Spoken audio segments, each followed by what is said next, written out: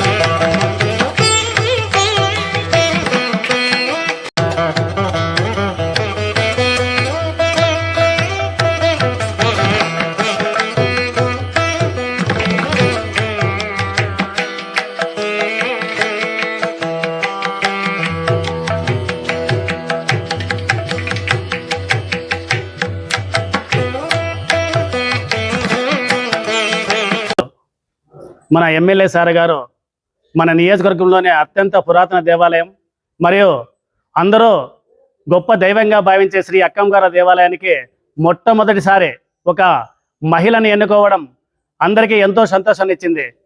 మన ఎమ్మెల్యే గారు మన మహిళా దినోత్సవ సందర్భంగా ఒకటే చెప్పారు, నేను మహిళ అంటే నాకు చాలా గౌరవం, మహిళకి ఎనలేని గౌరవం ఇస్తాను ఎప్పుడు కూడా అని చెప్పిన 10 గంటల్లోనే మా ఆరాధ్య దేవైన శ్రీ అక్కమ్మగారి దేవాలయానికి మా కురాక తోట నుంచి జి పద్మావతిని ఎన్నుకోవడం మా అందరికీ ఎంతో సంతోషాన్ని ఇచ్చింది. ఒంటిమిద్ది దేవాలయకొండ కురాకుల తోట గ్రామ పెద్దలందరికీ నమస్కారాలు. ఈరోజు ఆలయ కమిటీ చైర్మన్గా మొట్టమొదటిసారి ఒక మహిళకు అవకాశం ఇచ్చినందుకు ఎమ్మెల్యే గారికి ప్రత్యేకంగా మా గ్రామ ప్రజలందరి తరఫున ధన్యవాదాలు తెలుపుకుంటూ, ఈ ఆలయం చాలా పురాతనమైంది. ఇది దేవాదుల కొండ, దేవాదుల బెట్ట అంటారు. దానికి పేరు ఎట్లా వచ్చిందంటే, ఈ దేవాదుల కొండలోనే యాదవులంతా నివసించేవాళ్ళు కాబట్టి యాదవుల కొండ, అది పోయి దేవాదుల కొండ అయింది. సో ఆ విధంగా ఈ గుడి యొక్క ఆలనా పాలన ఈ కళ్యాణదుర్గంలో ఉన్న పూజారులు ప్లస్ ఈ ఒంటిమిద్ది గ్రామంలో ఉన్న గ్రామ పెద్దల సమక్షంలో కొన్ని తరతరాలుగా జరుగుతూ వస్తుంది. సో అదే ఆనవాయితీని కొనసాగిస్తూ ఆలయం యొక్క నిర్వహణ బాధ్యతలు మా గ్రామ పెద్దలు చూస్తుండేవాళ్ళు. అదేవిధంగా కళ్యాణదుర్గం పూజారులు కలిసి అభివృద్ధి కృషి చేస్తుండేవాళ్ళు.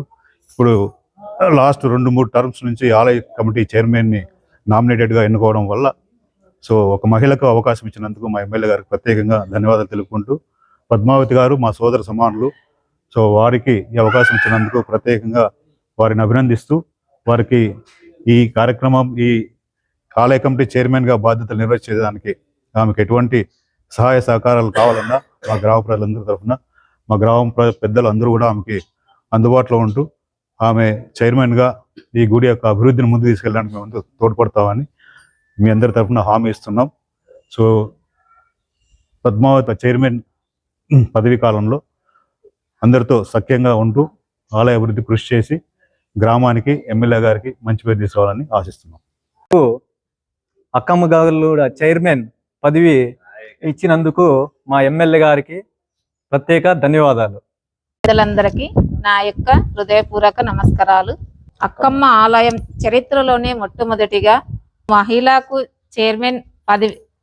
చైర్మన్ అవకాశం ఇచ్చినందుకు ఎమ్మెల్యే గారికి నా హృదయపూర్వక ధన్యవాదాలు తెలుపుకుంటున్నాను.